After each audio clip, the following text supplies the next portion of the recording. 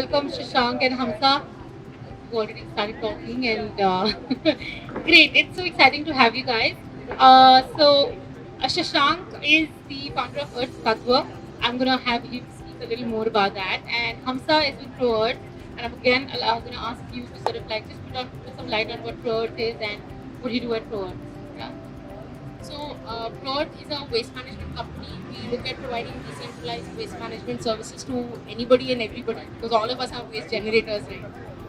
So we have about 150 such different locations across the city where we are composting all put together about 10,000 kilos of waste every day. So that's typically your kitchen waste that you would just you don't wonder why that it would smell. Just put that back into soil by converting that into black wood. And of course, we're also expanding because people are now becoming more and more conscious. So we are looking at an integrated model where we can get managing garden waste also on site and at the same time help people connect recyclables back to recycles. So that's a very in a nutshell what we do. I am Shashank, and at Earth Tattva we make products out of recycled ceramics, so that helps to reduce mining for natural resources by 60%. Because ceramics, as we know, it doesn't biodegrade in soil, and archaeology is actually based on this fact. We are focusing on the material by using 60% of recycled content, 40% is our patented clay composition that acts as a natural binder. And we can keep recycling these products multiple times, and these end products can also be used with microwave. We are making tableware right now, but we can make any such products in the future. Thank you. Great, thank you. So I'm gonna make this a little bit technical because we're all talking about waste management. We're all talking about sort of repurposing, recycling. But when we talk about actually owning a company or starting something around it, it's a very different game, right? So I'm gonna keep it a little bit technical, and I want to know, like when suppose if I decide to do something around it, if I've started something at home and I see that this is something, it's turning into a viable product, right? How do I sort of step it up? Like, what were your initial, like, your days, your aha moments, and then from there, the journey of actually forming a company around it. I just want you to, like, sort of share a little bit about that. And that would probably help people understand that, hey, am I on the right path or not? So, yeah. So for me, it was a bit different because I started it as a student. This was my graduation project while I was pursuing my masters, and I saw this as an opportunity to explore because I had this window of a few months to explore and then understand if it's working out, so I can start something of my own. Otherwise, maybe do something else. And I pursued my masters in industrial design. And as a designer, while I was pursuing my course, I kept questioning how do I, as an individual and a professional, add value to the ecosystem and the industry, because as designers we have the power of creating things, but usually what happens is we end up making our own version of an existing product, which eventually may or may not add so much value. It's just another iteration of something else. So I kept questioning that, will this really be beneficial, and am I using my skills well? And I was always interested in materials more than shapes and forms. So I thought, why not focus on developing a new material and make something out of it, so that we all can use that material and then contribute towards using lesser resources and still continue making all the beautiful functional products that we make. And the epiphany moment was actually when we visited a major ceramic production hub in India for our industrial visit as an academic exercise. And that time we saw these heaps of torsion rejects from ceramic manufacturers that were just thrown on the roadside outside the factories. And that's the moment when I realized that yes, archaeology is actually based on this thing, that it doesn't biodegrade, and industries are facing serious issues about this. So why not use this waste and make a new material rather than making my iteration of an existing thing? So that's how it began. So I think Anil is more qualified to answer that question. He's the one who founded Pro. But I would say that I've heard this story enough number of times from him. So I think I'll take your permission to sort of share. You just see waste all around you, right? And you keep wondering somebody's got to clean it. Who's going to be that somebody? How long did you say that somebody else will do that? And I think that's where I can see two passions coming together, because in 2012 something amazing happened. Anil left his job with ZF. I started to go composting, and 10 years later, here we are, we joined forces together and saying that let's be that somebody who will clean this place up systematically, right? And Why he took that plunge to say that let me start an entity, put something together. He saw a gap visibly that nobody here today is composting kitchen waste day after day after day. Right? And I think that's something it takes courage for you to say and actually do. Right? To say that you have to compost your wet waste, not everybody can do it. Yeah, even if you have all the passion in the world, sometimes it doesn't click. But to say that wet waste will not reach the landfill, and to say that let me figure out a way to do something right in your backyard, in my backyard, and not in somebody else's backyard. That needs a little bit of, I would say, more than courage to say jump into literally the middle of waste and say, let's put this together. So now, a very important stakeholder, obviously, of any business is the customer, right? So I want you to share maybe 2 challenges that you face with your customer, either to explain your product or, explain that message, give that message because of which you guys started, give that message with the product that you're selling, and how do you overcome, in your general customer journey. So the first thing is, suddenly you have to spend on waste. And you're wondering, kachre pe kyun kharch karna hai? What is so great about that I have to spend on waste? Because the municipal truck is taking it for free. आज तक तो ले जा रहे थे, कल से बोल रहे हो I have to pay for this. This isn't making sense. It's like some kind of a joke. But here's something that we always explain to our customers, that when it's going on the municipal gadi, it's going to somebody's backyard. You're actually paying for it with your lives. But here we're saying, let's pay to rebuild this planet. Right? Let's pay the person who's coming to your backyard to compost that waste with dignity. Let's do it. Let's bring it out with segregation. Let's bring it out with, what we can say, that if I segregate it and the gadi puts it back together again, let's not make that happen. So that's why we're paying that small price. Make sure that action is accountable right till the end. And that's one of the first challenges we face with our customers. The second piece is that when they bring us on board, they're all like, so aap manage kar loge, right? So we're like, no, you also have to manage this with us. So now people are telling us, okay, so I'm not paying you, but you're telling me to do something again. Which seems like a lot to ask for, but I can tell you, habits just change when you say that, I'm going to take care of 70% of the biggest waste stream in our dustbins. कल तक वो dustbin ना सब ठूस के उतनी चीज ना वहाँ पे आपका you'll have your मटर के छिलके also in that, you will have your Amazon का डब्बा also nicely squished put into that, one old battery also goes into that, but suddenly I'm saying no, I will not take all of that together. Hey, change. You're telling that, you're pushing that back to you, right? And while there is initial resistance, after a month everybody is like, इतना convenient है, ये पहले क्यों नहीं किया हमने? Right? So we've had people who have turned down and said, our lives are much more easier, our lives are much more uncomplicated right now. For us, it's a bit specific because we deal with a material of making something similar that they are okay with. I mean, they are accustomed with, but the material is different, but it doesn't look different. So that was also the intention since we started working on this project, that it should not look like any different. We should not be basically talking about these things. It should become a new normal. That was the idea. And a lot of people have actually said that they want to use these recycled, upcycled products or even natural organic products, but they don't fit into their lifestyle because the aesthetics is very different. And that's why even if they can afford it, they don't want to buy it. What we are doing is we make these products into 60% recycled content, and they look as good as your conventional ceramic products. So one conflict that we have is people say that if it is recycled, you make it look like recycled. It should not look good. So that's a bit difficulty that we face. And second is of course the most conventional challenge everyone faces is, why is this either at the same price or expensive? It should be cheaper. So these are the two things.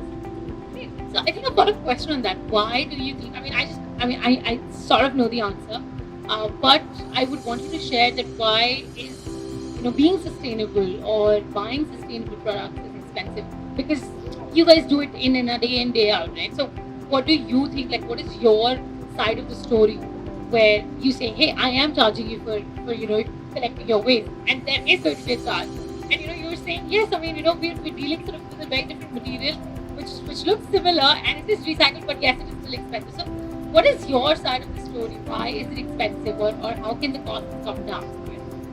So for us, there are two reasons. One is the scale of operations. If we are able to replicate the same scale, we can get at par, or in fact, we can even cut costs by around 20 to 30%. Second thing is because we have spent 4 years figuring out the material combination to do that, we have to cover up that cost as well. So these are two main reasons. Second is we have this mindset that if we know that there is a solution to this, we become more carefree about that. So people should also not say that, oh, now ceramics can also be recycled, तो अभी तो क्या तो चलेगा, वो recycle कर देंगे. So that's why we intentionally charge a bit premium on it so that people are conscious about using whatever they are using. We don't pay respect to materials and products unless it is at a cost. Unfortunately, that's it. Interesting. Very simple answer to this. It's 2023.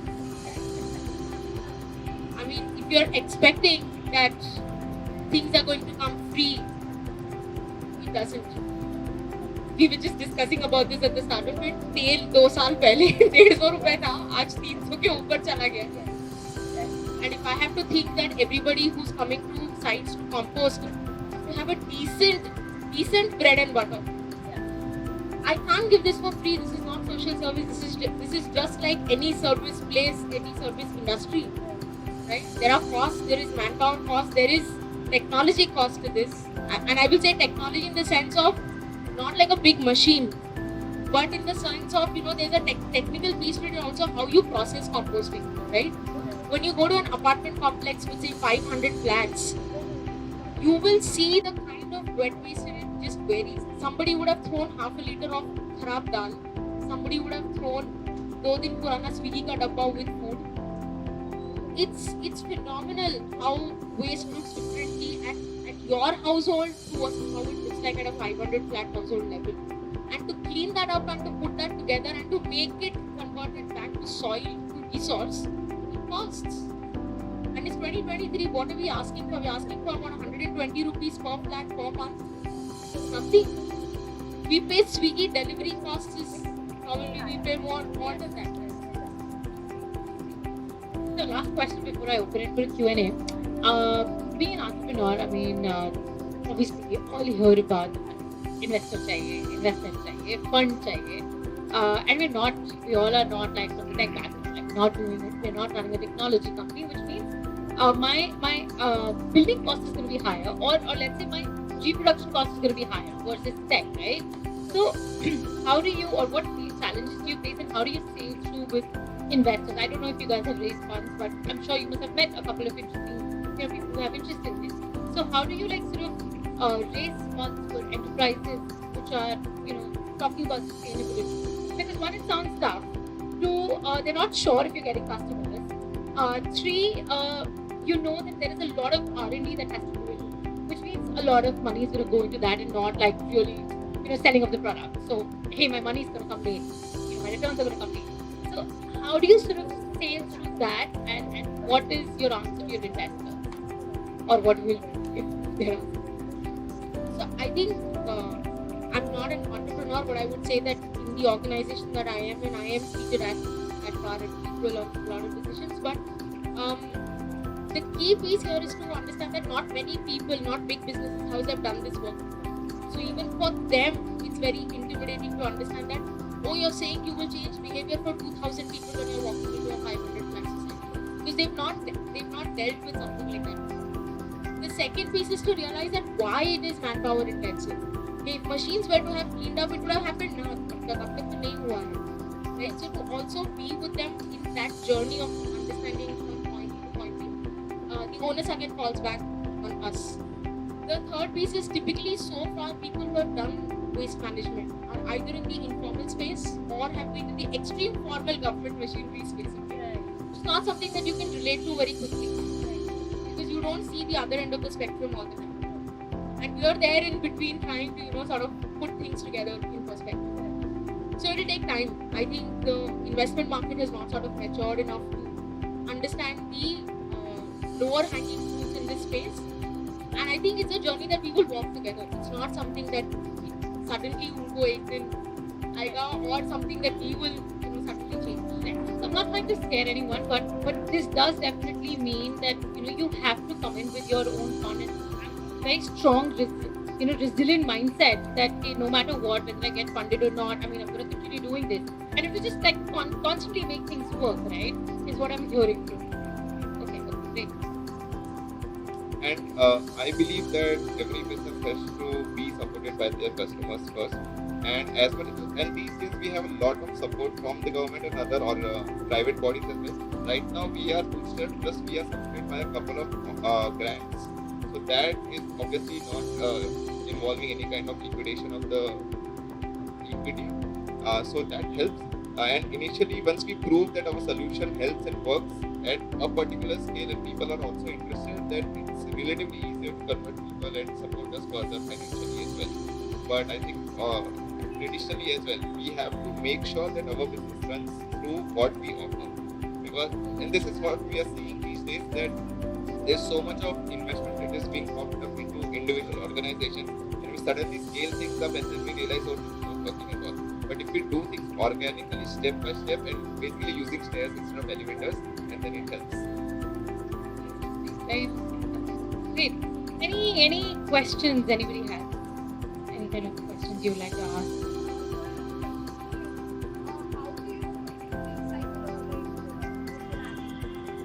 What's the process? So we right now are recycling only pre-consumer waste, which is the rejection of ceramic manufacturers at that site itself. We procure it, we get it crushed to a very fine powder, use 60% of that as our raw material, 40% is our patented clay composition that acts as a natural binder, and then that is cast into molds. What about the energy consumption on the recycling? So right now our life cycle analysis LCA is still underway, but as much as we are able to see right now, it's around 10 to 15% lower emissions in our process than the conventional process. And so our main intention is also to safeguard the natural resources that we already have. So with this process, we are able to save 60% of mining for natural resources. And in terms of energy, we believe that the energy sector is also coming up with better technology as we pass every year. So with that, we will be able to use renewable energy to do all our processes, and that will aid to lower emissions overall. Yes, definitely. So right now, because of our scale, we don't have the pulverizing infrastructure at our own in-house. So that's why we can't use post-consumer waste. But once we scale up and we have that, or even if we get support from someone to establish that, we can use post-consumer waste as well. And sanitary waste is also ceramics, which is something that we're using already right now. So that is very easily recyclable. I have a question. So when you talk about you're doing something sustainable, I mean, I get it a lot of times where people they're literally giving me a look which is like, who does that, or who reuses? I mean, can we not just go and buy? So I sometimes I feel very I find it very difficult, and I feel disheartened that, hey, are we ever going to make it mainstream? And just like right now, you just go and buy a furniture piece on Amazon or buy your clothes on Amazon. Will it be it's a recyclable? I mean, it's a recycled furniture, and yes, I've just bought it from Amazon. Will it ever go there? And how do you sort of sail through those thoughts? Because it's difficult. I mean, when sometimes people to come here and who does that? I think the need has sort of come in much stronger, 10 years ago, or look at that versus now. And I'll come back to reusing. We've normalized carrying our water bottles all our school life. So I don't think for our generation, reusing is a big thing.